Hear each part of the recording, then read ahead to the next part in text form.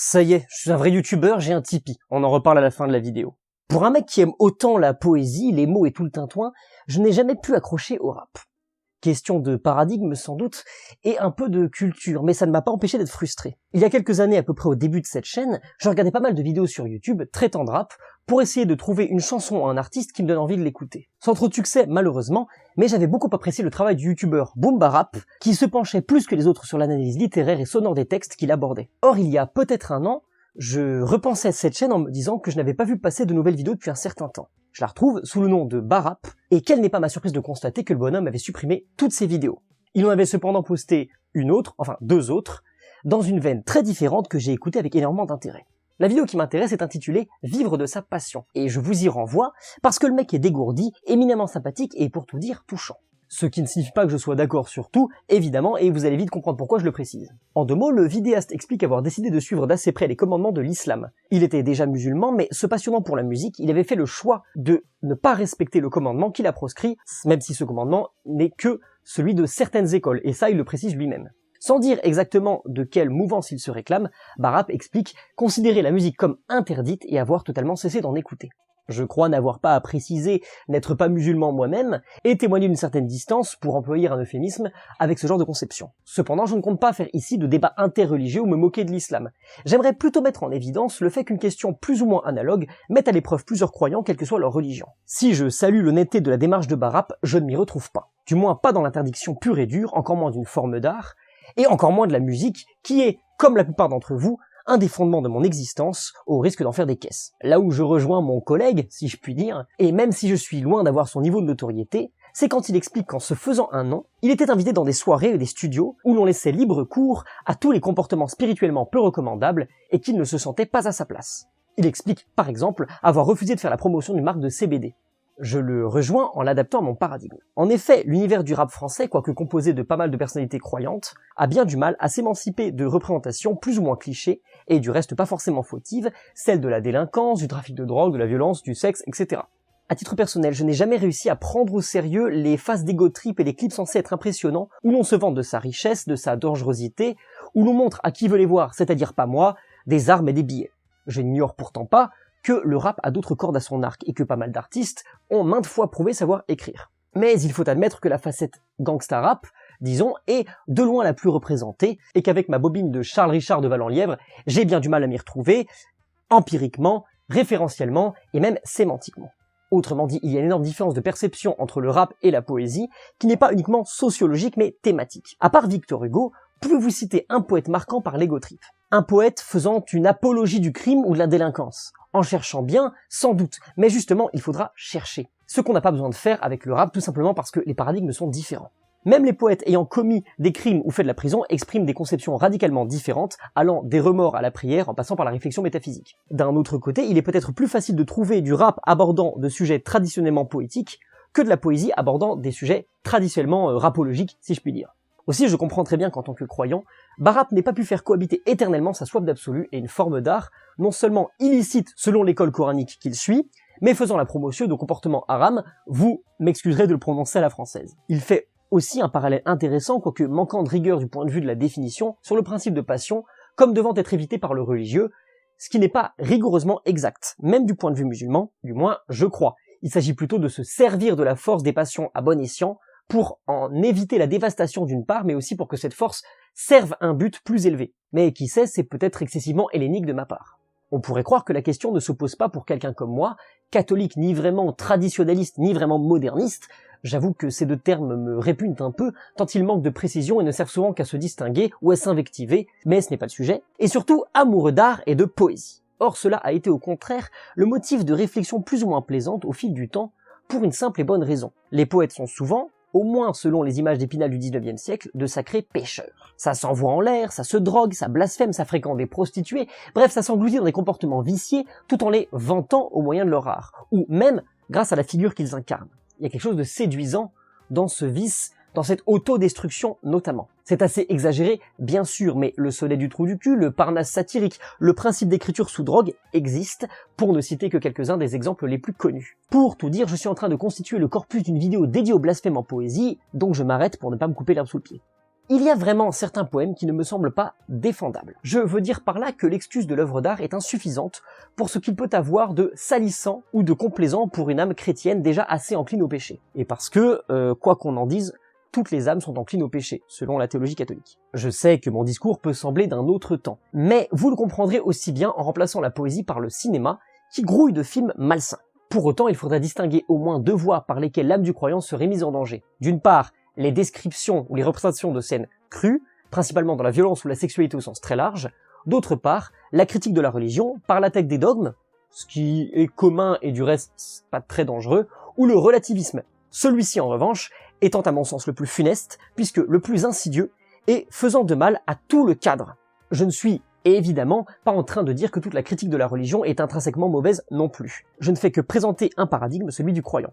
Il est également évident qu'il s'agit du mien, et que, selon celui-ci, je ne relirai probablement jamais Sade, d'abord parce que je le juge extrêmement surfait, ensuite parce que la combinaison de ses pratiques, fictionnelles ou pas, avec ses attaques envers ma religion, sentent juste trop le soufre. Oui, parce que si je ne suis pas effarouché par une critique de l'Église, je n'ai pas de grande tolérance envers des insultes envers mon Seigneur et sa très sainte mère, que j'aime et respecte, excusez du peu, autant que la mienne.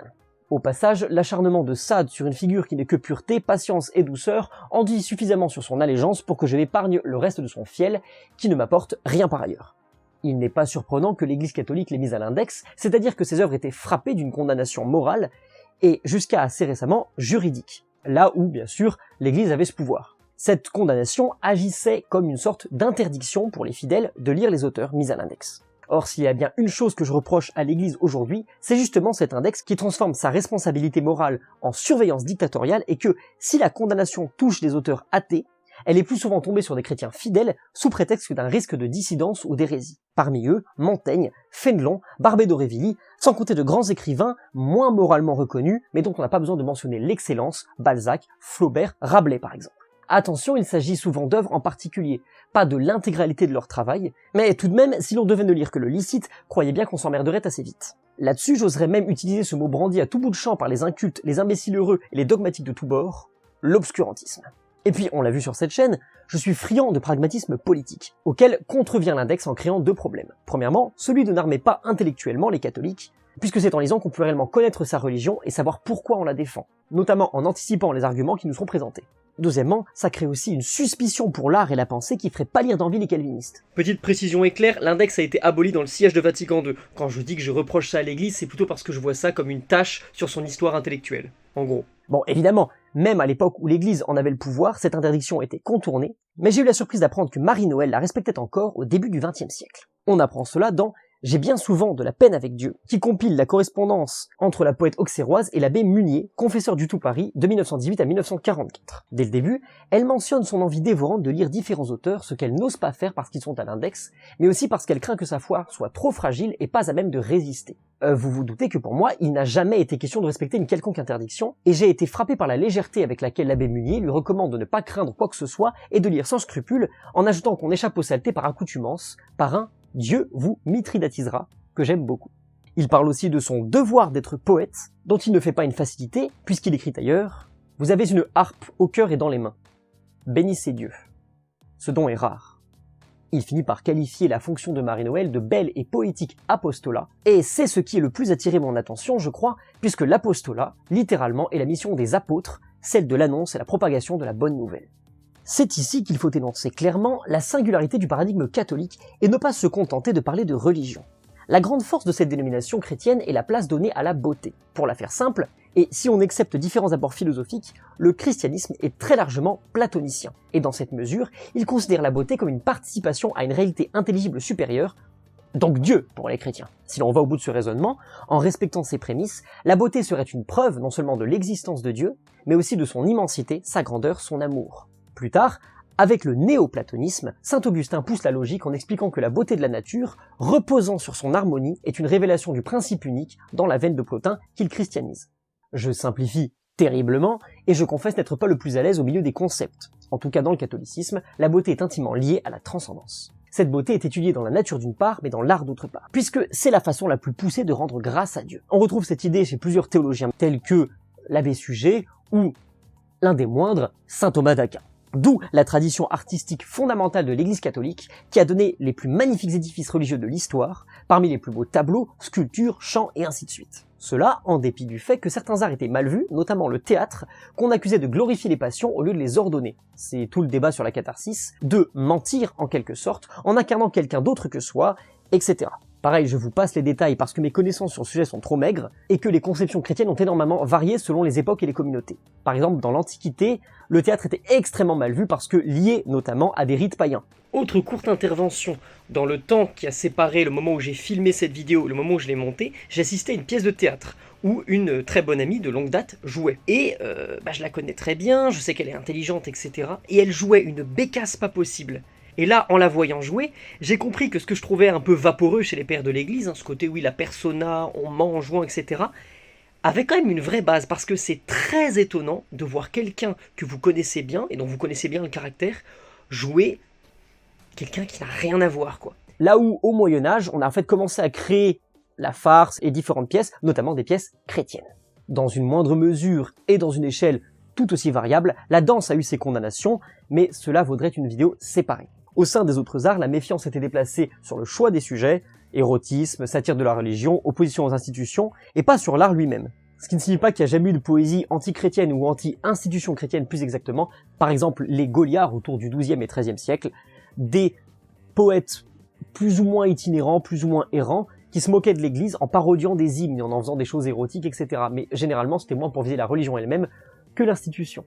En tout cas, il n'est aujourd'hui aucun dogme qui décourage ou interdit la pratique artistique pour un chrétien, bien au contraire, puisqu'en 2 mots, la beauté vient de Dieu, or l'art va à la beauté, donc l'art est un médium privilégié vers Dieu. Logique circulaire au possible, dans laquelle je me vautre joyeusement, mais c'est elle qui m'a fait revenir à la foi, comme je le raconte dans chaque foutue vidéo. Il faudrait vraiment que j'arrête de radoter, mais comprenez qu'à mon grand âge, héritier et turiféraire de ce paradigme donc, j'ai mes réserves, pour ne pas dire des désaccords, avec Barab sur le sujet. Par exemple, il oppose la musique et la connaissance du Coran par un « combien de paroles de chansons connais-je par cœur pour combien de versets du Coran ?» qui me semble étrange, puisque ma vie personnelle prouve le contraire. J'ai déjà raconté dans plusieurs vidéos que lire m'a fait revenir à la foi, et je ne parle même pas simplement de l'attrait de l'absolu chez mes maîtres et frères écrivains. Je veux dire que les textes européens sont gorgés de références bibliques textuelles, qui ramènent aux textes eux-mêmes. Dans ma vidéo dédiée à la poésie chrétienne, j'ai pris l'exemple de Baudelaire, mais le plus frappant se trouve chez mon cher vieux Drieux, qui m'a obligé à lire les psaumes en entier, ce que je n'avais jamais fait avant, parce que sa stylistique et son emploi très recherché de l'anaphore m'avaient remémoré quelques versets que je tenais de ma prime jeunesse, et ça a été un de mes principaux angles d'approche de sa stylistique dans mon mémoire à l'époque. Mais je vous renvoie à ma vidéo consacrée à Drieux, notamment le chapitre qui s'intéresse à son père adoptif 40 ans.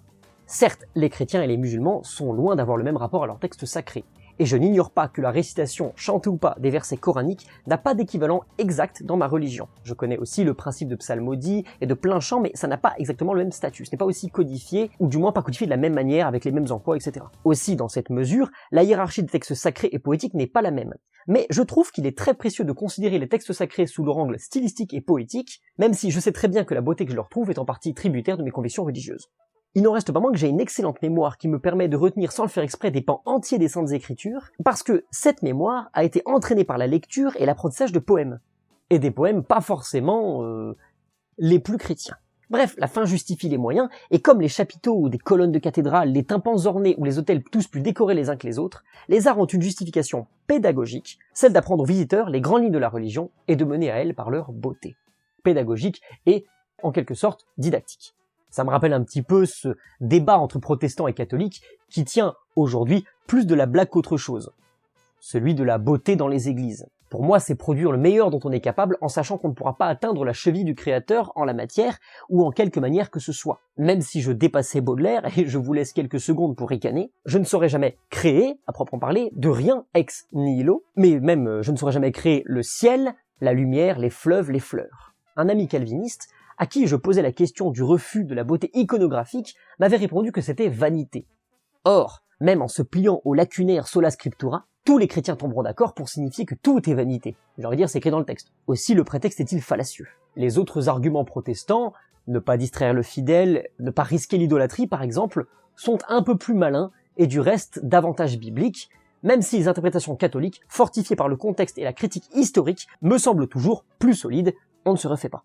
Tout ça c'est très gentil, mais cette vidéo n'a pas pour but de cracher sur le paradigme musulman, protestant, ou simplement pour glorifier le mien. En vérité, je rumine depuis de longues années une rancune contre les artistes chrétiens. Il ne s'agit pas ici de leur aveuglement dont je parle dans la vidéo dédiée, mais d'un trait humain, provoqué ou approfondi par les convictions religieuses et souvent funestes à la création artistique, j'ai nommé l'humilité. En effet, si Marie-Noëlle est une de mes auteurs préférées, j'ai mis longtemps à le comprendre, parce qu'elle est lardée par une humilité maladive, scrupuleuse, presque complaisante en ce qu'elle empêche souvent de pousser un vrai cri. Il y a beaucoup de douceur chez Marie-Noëlle, mais sa résignation religieuse manque souvent du hurlement, c'est le titre d'un autre de ses poèmes qu'on peut écouter sur ma chaîne d'ailleurs, c'est pour ça que je dis ça, qui n'est pas forcément celui de l'infidèle. Du reste, ses plus beaux poèmes, dont Hurlement, sont à mon sens ceux où elle se permet enfin l'explosion, de laquelle elle s'excuse souvent malheureusement.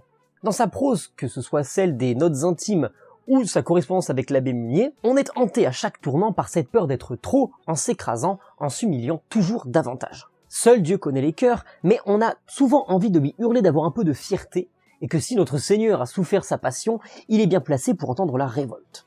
Dans ma récente vidéo consacrée au dandysme, je faisais du dandy le soldat d'une époque sans guerre autant que le moine d'une époque sans Dieu. Je critiquais l'orgueil de la posture, la présomption qui se muait en stérilité, puisque, rassénéré par la profondeur de son âme et la conscience de sa supériorité, le dandy ne se donnait pas à une humanité qui avait pourtant besoin d'âme de cet acabit. J'ai failli intituler cette vidéo « Défense de l'orgueil » parce que l'humilité de certains artistes tend à la même stérilité que l'orgueil d'autres. Comme d'habitude, il y a un juste milieu, et oui, je me sens vieillir rien qu'à dire ça. Au premier abord, cette humilité est vertueuse, puisque directement recommandée par le Christ. Mais si elle gâche une œuvre qui pourrait faire du bien à l'humanité, croyant comme non-croyant, autrement dit une œuvre apostolique, elle contrevient même au talent. Le talent qui est un don de Dieu, le talent qui a sa propre parabole dans les évangiles. Aux heures de révolte et de haine de Dieu, je ne pouvais simplement pas entendre les limaces rampant devant le muet créateur de la souffrance, tel que je le concevais, 100 ans, et ceux qui me touchaient étaient ceux de la dignité, pas seulement par bête orgueil, mais aussi parce que la douleur intense, d'où qu'elle vienne, mérite bien une seconde de considération. Et même, je crois qu'à un niveau de douleur où simplement l'immensité du Dieu ne suffit pas, ne serait-ce parce qu'il est muet, qu'on le voit pas, etc., ou même qu'on doute, n'est-ce pas? En d'autres termes, je réponds à l'Ecclésiaste par les vers de Baudelaire, car c'est vraiment, Seigneur, le meilleur témoignage que nous puissions donner de notre dignité, que cet ardent sanglot qui roule d'âge en âge et vient mourir au bord de votre éternité. Ajoutons rapidement que les catholiques de notre époque sont souvent très frustrants en raison de leurs caractéristiques sociologiques. C'est peut-être très français ou très européen, mais la moyenne à haute bourgeoisie catholique a des automatismes insupportables, et si j'ai fait la paix avec tout ça, je remercie souvent le ciel de n'être pas né parisien, ainsi que dans une famille moins fortunée que pas mal de mes homologues. Sans quoi j'aurais sans doute beaucoup des défauts, sinon des chaînes qui lient les artistes de ces classes sociales, soit une autocensure abusive, une volonté d'incarner un modèle de pureté moralo-littéraire inatteignable par ailleurs, une crainte de nourrir les parties sombres de son intériorité, en s'interdisant pas mal de sujets ou de procédés, alors argument peu valide au regard de la littérature chrétienne fin 19e, début 20e, mais je parle bien des artistes catholiques contemporains et, à mon habitude, des poètes. D'autres défauts comme la naïveté, l'imagination contenue. Pour cette dernière remarque, je veux dire qu'on ne se pose jamais en les lisant la question du comment il a pu imaginer un truc pareil, mais pour être honnête, c'est une question que je me pose presque que devant les peintures de Jérôme Bosch, par exemple. Vous savez, on se dit, mais d'où ça sort ça? Est-ce que c'est de la folie ou du talent? Ça, et quelqu'un comme Apollinaire aussi. C'est vraiment un des seuls poètes où je me dis, mais ça, il y a quelque chose que je ne comprends vraiment pas. Vous voyez? Et qui n'est pas juste du mystère trouble, même si Apollinaire peut être très énervant, mais c'est vraiment juste, où je trouve on sent le génie, quoi. Il y a vraiment des choses avec lesquelles j'ai beaucoup de mal, et à côté de ça, je trouve qu'il est vraiment incroyable sur d'autres choses, quoi. Et pour moi, c'est effectivement un génie, Apollinaire. On remarque aussi trop souvent des goûts conventionnels, bien comme il faut, voire un manque de curiosité, notamment vis-à-vis de ce que l'époque peut produire de bon, et une façon très peu dégourdie de coller aux textes et motifs religieux, sachant que les artistes du genre ont souvent du mal à parler d'autre chose. Vous savez, parfois notamment dans le théâtre chrétien, la poésie chrétienne un petit peu comme ça, enfin on sait que ça va être catholique parce que ça va être un épisode de la Bible ou une vie de saint, alors que je pense que le paradigme catholique lui-même est beaucoup plus riche et qu'on peut même réussir à parler de foi sans en parler. Ça paraît complètement débile comme ça, mais c'est complètement possible parce qu'encore une fois, tous les grands pour moi, tous les plus grands sont des gens qui se posent la question de Dieu sans avoir besoin de dire et en fait Jésus m'a sauvé. Surtout si vous finissez par Jésus m'a sauvé, allez vous faire foutre. Hein. Il y a un moment, apprenez à écrire un poème, c'est plus possible. Quand quelqu'un souffre, on dit mais Jésus sauve. Non, en fait, ça marche pas. Bon, dernière précision, vous vous doutez bien que moi, je ne dis pas que Jésus ne sauve pas, hein. Je dis juste que le proclamer comme ça, Jésus sauve à quelqu'un qui souffre, c'est une impasse esthétique et c'est insupportable. C'est un petit peu comme les tags, genre sur l'autoroute et tout, ah, peut-être que ça sert à des gens, mais moi je me dis ça fait monologue en fait. Je ne dis pas qu'aucun catholique n'échappe à tout ça, mais spontanément, je ne vois que deux amies véritablement artistes autant que ferventes chrétiennes ne pas correspondre à ces clichés, et elles vivent toutes les deux à leur échelle un détachement du milieu qui, selon moi, éclaire une dimension de leur talent. Il faudrait bien sûr que je puisse porter un jugement objectif sur moi-même de ce point de vue-là, mais je me risquerais même pas à ça. Et c'est un mec qui s'appelle Vianney qui vous dit ça. On m'a déjà demandé si mon prénom était un prénom français, mais gueulez-le à Paray-le-Monial ou dans l'Ouest parisien, vous aurez des surprises. Pour autant, cette critique ne veut sans doute rien dire pour beaucoup ici, car c'est celle d'un microcosme catholique, une sociologie particulière, voire marginale, et tant mieux. Il faut être autant que possible conscient des œillères de son milieu, sans tomber dans l'opposition forcenée, mais trouver l'équilibre et l'affaire d'une vie. En tout cas, ce que je reproche au milieu qui m'a fait, bon gré mal gré, est davantage sociologique que religieux, quoique cette sociologie soit le résultat d'une conservation de la pratique religieuse. Pour autant, je ne suis pas là pour casser du catho, dans la mesure où c'est aussi une chance de disposer de certaines coutumes communes dans un monde qui s'uniformise constamment. Je voulais aussi parler d'humilité parce que c'est une des questions qui m'a beaucoup trituré pendant le carême de cette année 2026. Parmi mes efforts, il y avait la méditation d'un chapitre par jour de l'imitation de Jésus-Christ. Cet ouvrage attribué au moine Thomas à Kempis, rédigé entre le XIVe et le XVe siècle, est un ensemble de réflexions sur l'attitude que doit avoir le moine avec toute l'aridité à laquelle on peut s'attendre. C'est un très beau texte, d'une grande exigence que j'aime beaucoup. Il y a un intérêt véritablement littéraire, il y a beaucoup de paraphrases bibliques, mais à côté de ça, il y a un dépouillement, il y a une sorte de retour, et je sais aussi, je l'ai lu en français, mais qu'en latin, il y a un travail métrique dessus, sur la métrique latine. Mais au lieu de tout ça, je m'en sers en premier lieu comme d'un auxiliaire à la prière et à la réflexion. Une place toute particulière est donnée à l'humilité, l'insignifiance de l'homme devant l'infini de Dieu, le silence, le retrait du monde, enfin la mort à soi pour vivre en Jésus-Christ. Honnêtement, je ne sais pas si je le conseillerais à des non-croyants, mais je sais que ce bouquin a exercé une grande influence sur moi et ma vie religieuse parce que ses instructions sont nourrissantes et qu'elles pavent la route vers le progrès spirituel, plutôt qu'en s'excusant de vivre. Il est impossible d'atteindre ce qui est prescrit, et c'est justement en ceci qu'il est très différent des poètes que je critique. Du reste, il ne cache pas ses intentions, contrairement à ceux qui se servent du langage sacré de la douleur, la poésie, pour proclamer leur tiède résignation, leur moraline, leur nihilisme selon la conception nietzschéenne. Pour finir, j'aimerais vous narrer une courte anecdote. Un jour où j'écris ce script dans un café, je me rappelle que je dois absolument faire une petite course. Je range mes affaires, me lève et me dirige vers le centre commercial à 5 minutes. Sur mon trajet résonnent soudain les cloches de l'église du quartier, et je me souviens qu'il y a une messe de semaine à cette heure-ci. J'hésite une seconde, sachant que je suis extrêmement scrupuleux sur la question des sacrements et que, considérant être en état de péché, il n'était pas forcément approprié que je communie. Pourtant, l'envie l'emporte, j'assiste à la messe et participe à l'Eucharistie. Alors ce n'est sans doute pas grand-chose qu'un catholique aille à la messe, à laquelle je suis assez régulier. Mais je n'avais pas prévu de le faire ce jour-là, et encore moins de communier. Il faut aussi préciser que je ne travaille pas beaucoup en ce moment, engoncé dans une oisiveté, si justement surnommée mère de tous les vices, presque ascédique, parce qu'elle rendait ma vie de prière très rêche, de l'ordre du devoir davantage que celui de la conviction. Depuis cette courte messe, me voilà autrement plus habité et rigoureux.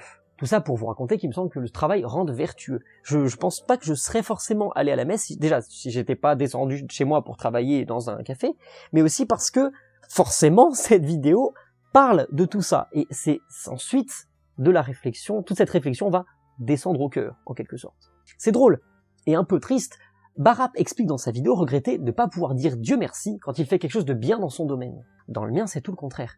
Ma chaîne a complètement changé de visage depuis que je suis retourné au catholicisme, à la prière et au rite. Mais surtout, je conçois toute mon activité poétique et intellectuelle, ainsi que les différents emplois que j'exerce, parce que vous vous doutez que je ne vis pas de YouTube, sous un angle religieux, sous l'angle même d'une sorte de devoir religieux. Avant de filmer, j'ai souvent aux lèvres la même formule que celle que je prononce durant ma prière du matin. Seigneur, ouvre mes lèvres, et ma bouche publiera ta louange. Je trouve regrettable, même si je respecte l'honnêteté de la démarche, que Barap considère son travail comme spirituellement délétère, puisque, comme je l'ai dit dans ma vidéo sur la poésie chrétienne, je travaille à la lueur du principe jésuite, ad maiorem Dei gloriam, qui signifie pour la plus grande gloire de Dieu. Gloire de Dieu qui me semble aisément s'extraire des retenues et des petites morales pour en faire de la beauté. Je suis baudelairien, après tout. Je suis aussi d'un orgueil dévorant dont j'ai la hantise. Je sais que tout ce que je fais de beau et de bon vient de Dieu. Je sais que je n'arrive à rien seul, j'en ai suffisamment eu la preuve, et je vois que depuis que j'ai cessé de croire que le vrai talent ne peut pas tendre à la vertu, je déploie plus que jamais le mien, dans mes vidéos comme mes poèmes. Mes poèmes justement sont devenus, très lentement au cours de ces dernières années, beaucoup plus doux, de cyniques qu'ils étaient. Cela, sans perdre, je crois, en leur expression de la souffrance qui me toute plume digne de ce nom. Je vous laisse vous en rendre compte sur ma page Instagram Soif d'Absolu, où je publie mes poèmes, ainsi que quelques réflexions courtes pour le plaisir. Si vous voulez montrer de quoi vous êtes capable, je vous propose d'envoyer vos textes métriques par mail à la Revue de l'Apocalypse, petite revue poétique toujours sur Instagram, tous les liens des deux comptes sont en description et en commentaire épinglé. Il faut que j'arrête ici cette vidéo structurellement moins solide que d'habitude, mais riche en embranchements. Il y aurait plein de mini-sujets à traiter, mes problèmes formels avec le rap, parce que j'ai pas tout dit, mes conceptions sur les rites catholiques, mais j'aurais aimé parler davantage de la question de la trance en musique. Que ce soit chez les soufis, c'est assez connu, mais aussi en musique classique ou en techno. J'ai pu participer à des soirées techno, encore une fois avec ma gueule de Charles Richard de Valent-Lièvre, c'est assez rigolo, et sans drogue promis, mais comme lorsque j'écoute certains morceaux, Vivaldi par exemple, je me suis senti comme déplacé de moi-même. Là, je dois admettre avoir eu parfois le soupçon, peureux ou prudent, du chrétien qui se demande si cela vient de Dieu, puisque si ce surnaturel sensible ne vient pas de Dieu, il ne peut pas être bon, dans les dogmes catholiques en tout cas. Même question pour la danse, mais là je m'y connais encore moins et pour le coup je pratique moins, à mon grand regret très honnêtement. Je tiens à remercier une des amies mentionnées qui a relu une des parties de mon script pour discuter justement de ce rapport avec le milieu catholique. Enfin, pour ceux qui restent, j'ai ouvert un Tipeee, je me suis résolu à ouvrir un Tipeee pour essayer de voir où peut aller cette chaîne. Vous connaissez peut-être le principe, c'est un site de financement participatif où vous pouvez donner des petites sommes, régulièrement ou pas, pour que je puisse améliorer mon matériel, mon travail, m'acheter davantage de bouquins, etc. Je suis encore en train de concevoir la question des contreparties, comment je peux gérer tout ça. C'est vraiment un début pour l'instant, je vous dis ça. Si vous êtes étudiant, ouste de cette page, hors de question. J'imagine que vous n'aurez pas, ça viendra à la tête de personne, mais je sais qu'il y a des gens aussi qui apprécient mon travail, veulent m'encourager, mais tant que vous n'êtes pas indépendant financièrement, non, vous gardez ça, c'est pour vous. Surtout qu'en plus, il y en a plein qui font de la poésie dans le tas, donc croyez-moi, vous en aurez besoin, ça te fait pas d'argent, ça tout le monde le sait. Allez, que Dieu vous bénisse et qu'il bénisse Barap et tous ceux qui sont tiraillés entre la religion et l'art, pour leur permettre de trouver ce fameux juste milieu. À bientôt.